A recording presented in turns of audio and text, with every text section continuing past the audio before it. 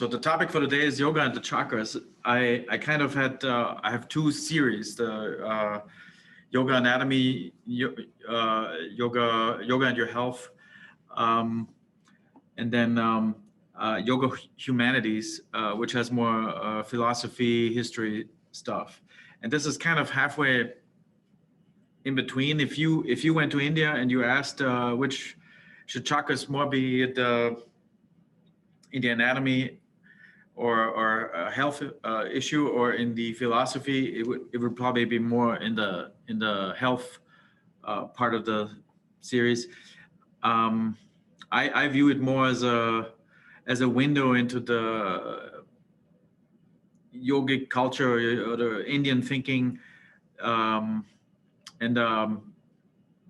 like I said, when I was in India, I learned about a lot about this stuff. I'm more of a skeptic, so there's a lot of stuff here that I am presenting that I will preface with what I think about it. But so I'm doing two things. I will evaluate some of it and present some of it, even if I don't think it's if I'm a little skeptic about all this stuff. But in this series, it's basically the subtle body and the yoga and the chakras are the last two in this series. So chakras are commonly referred to as energy centers in the body. There's 6 in the body, and one is kind of just on top. And there's a lot of literature about this. There's certain rocks that correspond with some of these chakras, and people basically like a lot of things in Eastern medicine. There's a balance in everything, also in the chakra. Like a chakra can be over active or not active enough, or just right or close to right. So when people analyze chakras, they oftentimes talk along these lines. If something is too active or not active enough, it causes health problems. I'm not aware of any physical evidence that they exist, and I think there's different schools. There's a Tibetan school of the chakras. There's the main Hindi or Indian way of thinking about this, and in India there's a lot of diverse beliefs about the chakras, but they oftentimes can be, if something is not active enough, like for instance, beetroot is supposed to be good for the root chakra. The color of the root chakra is red, so beetroot is a very red vegetable. So this is something people do. So I wanted to go back and see how do people in India think that they know that the chakras exist? How do we? How is there any? Why are most people in India convinced that this exists? So in the Western culture, what we know is mostly driven by hypothesis testing. So there's a theory that the hypothesis fits into, and then we do an experiment or an observation or a survey study to see if the way we think the world works is proven. So we say there's a larger theory that this hypothesis fits in. So if a lot of hypotheses coming from a theory are not falsified, or we don't find anything wrong with it, then it strengthens the theory. So relativity theory was formulated by Albert Einstein. Then lots of PhD students and professors developed hypotheses derived from this theory, and then over time it became kind of an accepted or maybe even dominant theory to explain things in space, in physics, not just in outer space, but in physics. So, and oftentimes the way that the hypothesis is tested, there's a causal relationship between two variables. So something goes up while the other thing goes down. In exercise science, there's some hormonal things that go on in the body. So we know that when people start to exercise, feelings of depression go down, and we can describe how that is biologically connected. and then we can see that if we exercise in some time later, it could be half an hour, it could be a week, but sometime later, the cause is producing an effect later in time. So my opinion on the chakras is that that you can. I was kind of asking more questions than most people in my teacher training, but I didn't want to be too annoying. But basically, I felt like if you have doubts about the chakras or other things that are accepted in yoga to exist, then sometimes it's fitted into the theory by rearranging things so they fit into the theory, but it's not really, no one is really too much into doubting that the chakras exist. And this is not something that's that doesn't happen here either. When I was working in Sweden in an epidemiology institute, we met with someone that was in his 80s or 90s that was involved in the first study that showed that smoking causes cancer. And at the time, that was a ridiculous idea. So the even in the scientific community, there's some, there's many things that are assumed to be correct. So even in Western science and universities, this happens all the time, that things that seem inconsistent with something come up, but then the facts are kind of retrofitted into supporting the dominant ideas, and it takes sometimes a lot of time with this research that smoking causes cancer. I think it took a good 10 years for the majority of doctors to change their mind. I think in the 1920s, people thought, or 30s, that the warm smoke is actually good for you, that there's no problems with smoking, and it certainly isn't bad for you. So it took some time. There's many other examples where Western science didn't produce the right result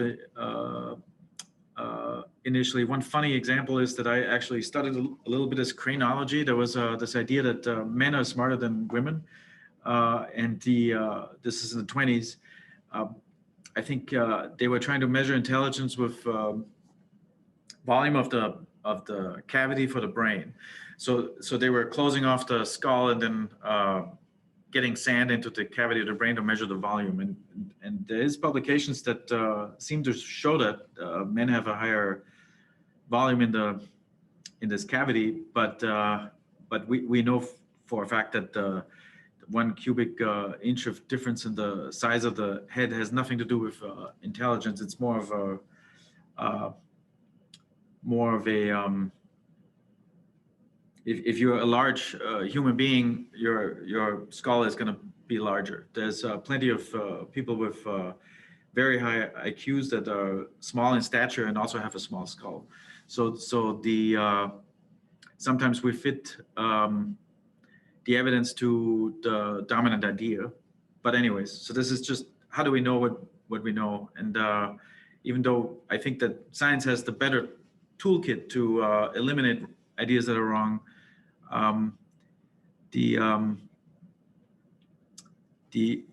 yoga is often considered a science. I think it's an empirical science. You figure out what works and you figure out what don't works. But I think especially things that were written 2,000-3,000 years ago, I think the causality, the mechanism how it works is basically kind of difficult to understand. We know, for instance, that yoga is reducing symptoms of stress by measuring directly the saliva. We know that people, these indicators of stress are going down after a yoga class, during a yoga class.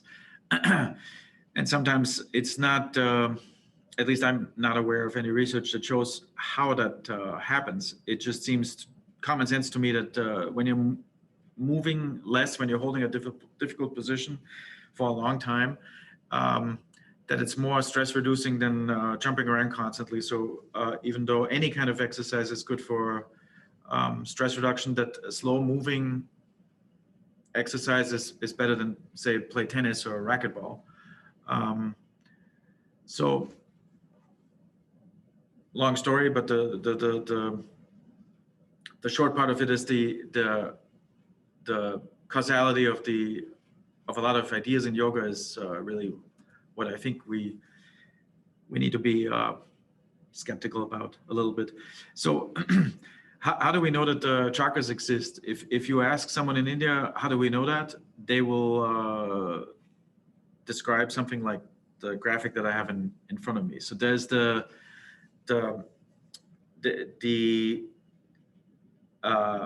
these lines here are called nadis. They're basically kind of like an irrigation system that that floods the whole body with energy. There's 72,000 nadis in the body, and the three main one, the main one is the Sushumna, and the three most important ones are the Ida, Pingala, and Sushumna. The Sushumna is basically is located where the spine is, or the nervous cord in the middle of the spine, and the everything else is the Ida and the Pingala, which are basically different halves of the body. They go left and right, and everywhere they intersect is a chakra. So there's no physical evidence that or magnetic evidence or biological evidence that these things exist. These are and that's this is part of the subtle body. This is something that you can't see or can't investigate. So there's that, and the left nostril is basically there's a balance in the universe that's also in your body. So the left side of your the Ida is more in line with the moon.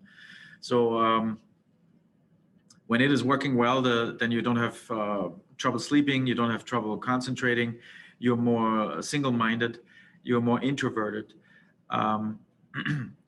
And if on the other side is the Pingala, which is the more the activity, the daytime, the sun.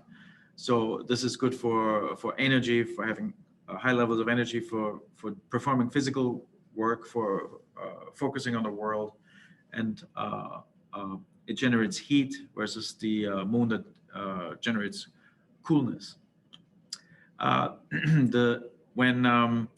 When these two sides are very active and very and functioning very well, it activates the Sushumna, which is the something that is active or dormant in most people and just active for a couple seconds a day, but this gets more and more activated. And so this is the basic idea. You're waking up your energy. So Kundalini yoga, for instance, if you heard about this, I think there used to be a gentleman that did Kundalini yoga, and many people that do yoga believe in this. Is there's Kundalini yoga where you're basically trying to wake up this this energy that's located around your spine, but again, it's not physically located there. It's like a second dimension. So in the subtle body, there's the body that we see and that we can touch and that we can investigate under a microscope, and then there's this parallel body, the subtle body. So this is part of it. We'll talk more about this subtle body on Friday. There's a lot of different layers. So this is just one layer. So this is basically what the reason. Well, not the reason, but this is how where the chakras come from. Every intersection between the Ida and the Pingala is an energy center, and when you count them, there's 6. 1, 2, 3, 4, 5, 6. There's one on top that is the highest chakra. There's a very faint kind of spot. It's not really in the body. It just sits on top of the crown of the head. So this is kind of the highest chakra. We'll get to each chakra in a minute. So you could say, okay, so this maybe Christoph, you're a skeptic. This is just a metaphor for a lot of different things. But the interesting thing to me is that there's so many things that are done in India. There's crystals associated with each chakra. So if you have a problem with your liver, there's people who buy a crystal and put it on this where the chakra would roughly be, and so forth. So there's a lot of things that are done to manage the chakras. And let's go through the individual chakras. Let's see what they are. I think I already mentioned this. The nadis, there's 72,000, and the Ida, the Pingala, and the Shuma, the main ones. When they are opened and active, the spiritual cord that's in the middle has a greater chance to awaken. Ensure what to move up. Yeah, this is so along these energy lines, along these nadis, energy is moving up and down. What we want to do is actually for the energy to move up. So when your energy always moves down, you're losing energy. So I think I mentioned this before with the ejaculation. So the idea is that men lose energy with each ejaculation, and women lose energy by giving birth. So this is the idea that your energy, if you're not aware of this, moves down and out. And with yoga, we increase the energy, and so we have more energy. We can still spend it, but we can also block it. So there's these energy blocks called bandhas.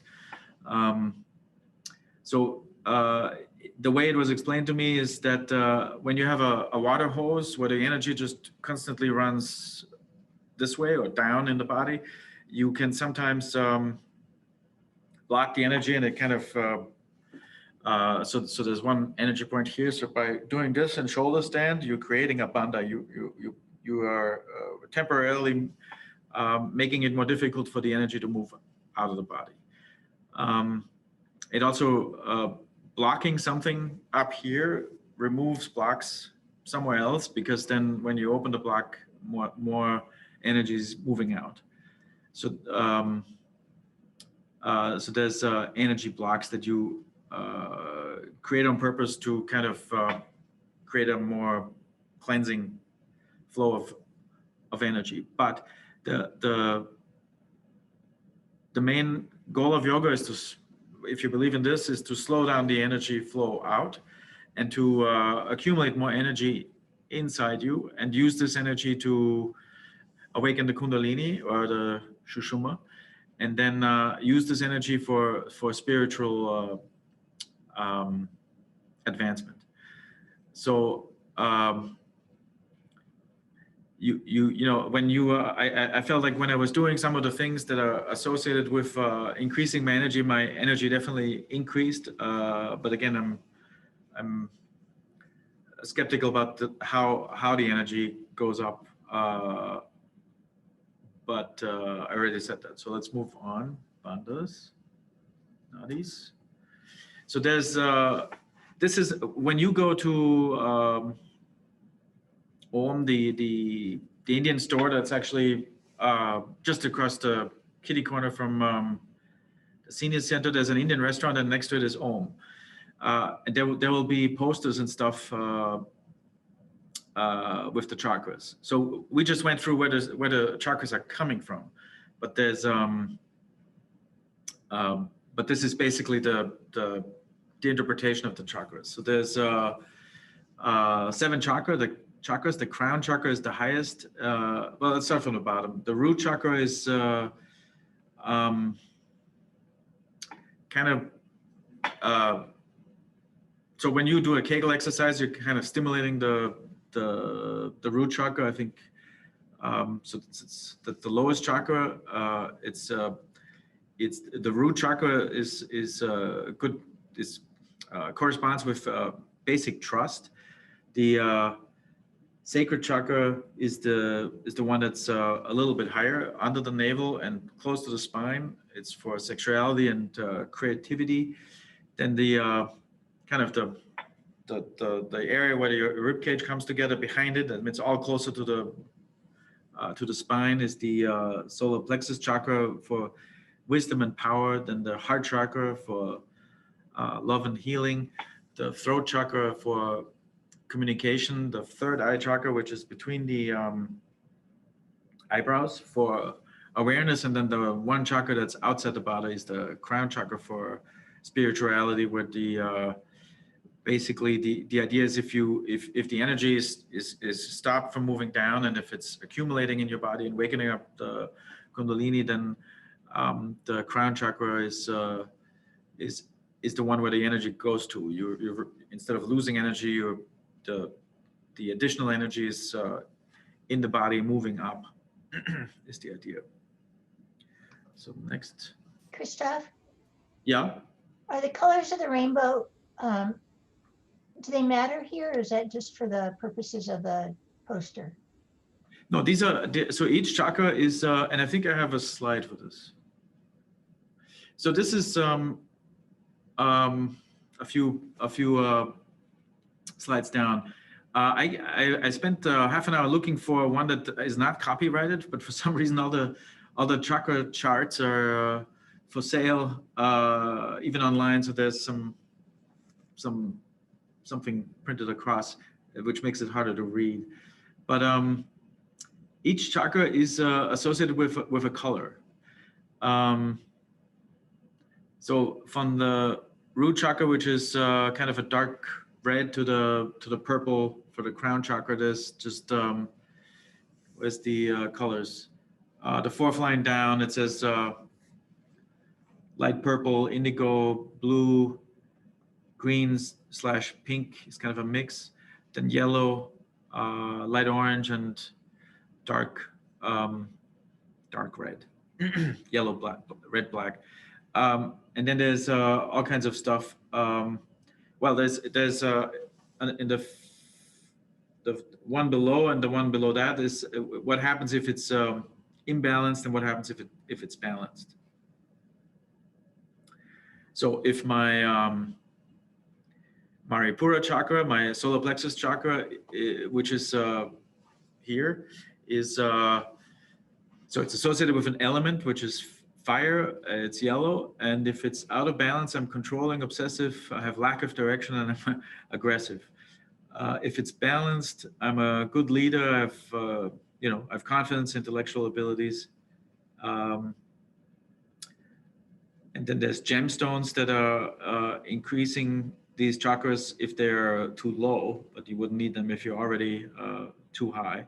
But I think the colors are always the same. And is this the color of the rainbow? Is this the order? It is, but I mean, usually you go from red first and then go red, orange, yellow, green, blue, indigo, and violet. Oh, okay. Well, I'm pretty sure that this is not a coincidence. I never thought of that, but that's probably, I mean, this is a very old system. I'm sure this was from maybe from observation of rainbows. It's a lot of different colors. If they're exactly the same order in the rainbow, then I'm sure that's has something to do with that. Yeah.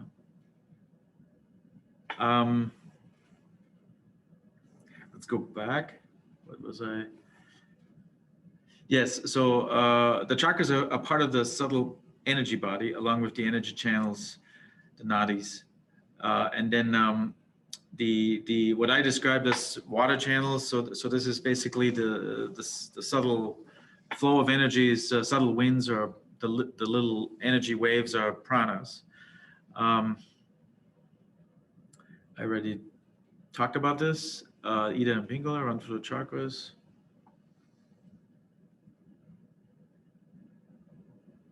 So there's different traditions. The basic idea, what I described, is I think the same everywhere. There's some differences in Tibetan. There's spokes that branch off into thousands of nadis that run throughout the human body. So I think the main idea is that the nadis that come out of this chakra are just here in the middle. They're generally associated with a mantra seed syllable. So in this chart, it didn't have the mantras, but they're also associated with a syllable. They're also associated with, in Hinduism, with certain gods. So if you have a liver problem, or if your affect is if you're reclusive and shy, then you would pray to a deity to balance this chakra, or do other things. and each chakra can be balanced or under or overactivated. So what I said at first, how do we know what we know, is difficult. When I had my chakra reading in the in this 1 month teacher training, it's kind of like in the West, many people have these star, what is it called? The 12 symbols. I'm a Scorpio, and oftentimes there will be it reminded me of that. There's kind of a reading of what your problems are, what your strengths are, and what you should do or shouldn't do. So it's kind of like this. It's tough to when I was in the sociology program, I took a class, sociology to paranormal, and the guy Barry Markowski was a professor here. He handed out one of these readings, and he handed us each an envelope, and we opened it and we read a couple pages, and then we filled out a survey how much we thought it applied, and on average 80% of the information people thought applied well. And then it turned out we all had the same piece of information. So but when I had my chakra checkup in India, it reminded me of that a little bit. Also, I don't want to sound too negative. I feel like when you use it as a metaphor and so forth, I don't think it's a very, it's not a harmful idea. And also when people have a problem with something, it's a placebo is better than nothing. Western medicine is not. With some things, Western medicine is not very successful, especially with chronic diseases. It's all medicated and sometimes over-medicated, causing a bunch of other problems. So sometimes a placebo is not a bad thing to have. We kind of already looked at this system, but let's look. Look at this again. There's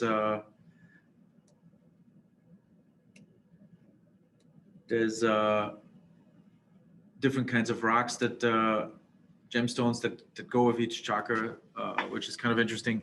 And there's a lot more. There's also food, like I think I mentioned for the root chakra, but like orange carrots, leafy, green leafy foods. There's certain foods that go with each chakra. I don't know any blue food, but at least nothing natural. But most I don't know a lot about it. But there's foods that go with helping you out with an overactive or underactive chakra.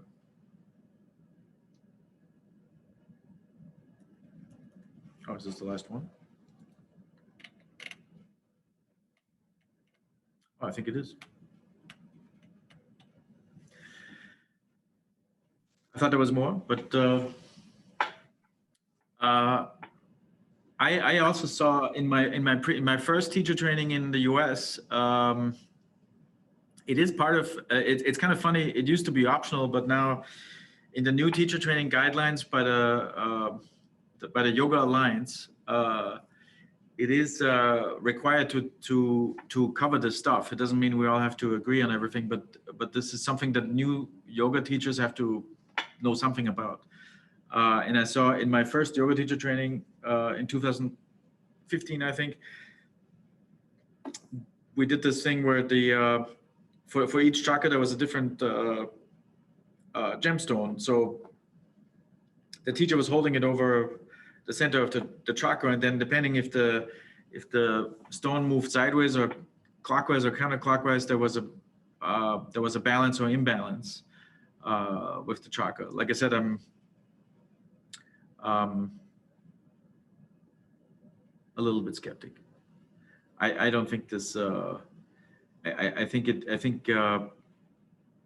in terms of meditative focus, I think it's not harmful to take something from this chart and visualize it. if you're meditating on something, if you have a problem with something, but I don't really believe this is something that actually exists. But for most people who go straight to these charts, or take something off the chart to practice it, it's interesting to know that where this comes from. It comes from the Ida and the Pingala intersecting, and that's where the chakra points are. There's a lot of literature on this. When I went to Amazon to look for books about this topic, there's quite a lot of information on this topic. But this is in a nutshell what I have to share today. Do you have any questions? Christoph? Yeah. In India, is there a strong relationship between the various yoga chants, mantras, and the chakras? No. I mean, at least, so I do a lot of Iyengar yoga, and they only have one mantra. But there is others that I don't know much about. I think the mantras in India are mostly for meditation, and they mostly have nothing to do with the chakras. Okay. I'm sure there's exceptions. But the mantra chanting is kind of like the rosary in Catholic. It's religion. It's meditative by monotone repetition, and I'm sure there's I think it said there's a syllable, a mantra starting word that is associated with each one, but I've never actually seen that. I think most yoga traditions have one mantra. Ashtanga yoga always starts with the same mantra. Iyengar yoga always starts with the Patanjali invocation, which is a non-religious mantra. And in Hatha yoga, I think they always start with a mantra, but it's usually religious mantra. So you sing the Gayatri mantra for Ganesh, which is the elephant. It's the remover of obstacles, the elephant god, but it's not really.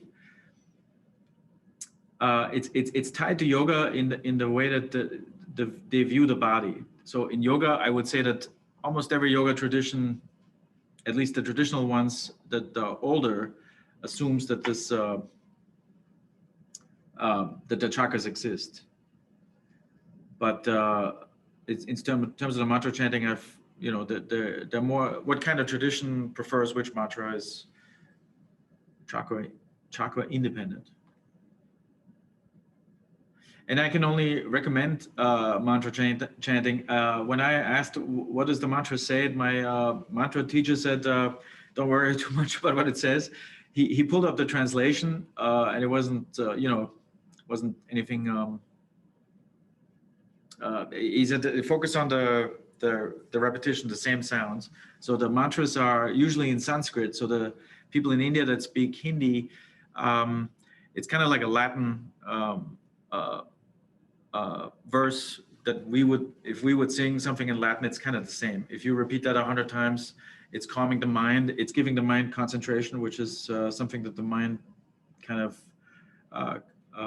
craves according to yoga. And I believe that. I think the concentration is not having constant interruptions to the thought process is calming. Yeah. Any other questions? But you can go to, there's one store in town that I definitely know has all this stuff, Om. I don't think I'm pointing in the right direction, but it's just across the kitty corner here. Has posters. I think my old yoga studio had a poster that was more like this. At the time, I didn't even know what that was. Because in Iyengar yoga, which is what I usually follow, they're really not talking about chakras ever. So it's more of a focus on the mind and the body, not the, well, I know it's the subtle body, but they don't give much attention to this. Also, the side that you get up, if you, like at the end of yoga, you turn on your side, and I always say turn on your right side, which is something you would only do in the evening. When you're turning on your right side, you would turn on your right side to open the left. So in the evening, you want the left nostril to be open. So if you believe in this, you would turn. You want to open the right nostril in the morning. So if you do yoga in the morning and in the evening, in the morning you want to be. You want to have the right nostril on top. So you turn on your left, so the right nostril is open. And in the evening, it's the other way around. So if you want to have energy for the day, to do physical things and to be outwardly focused, you would stimulate you would open the pingala. And in the evening, when you go to bed, you open the ida. But so in Hatha Yoga, they do this. They turn on the side of the body depending on the day of the evening. On if it's evening or nighttime, evening or daytime. Sorry.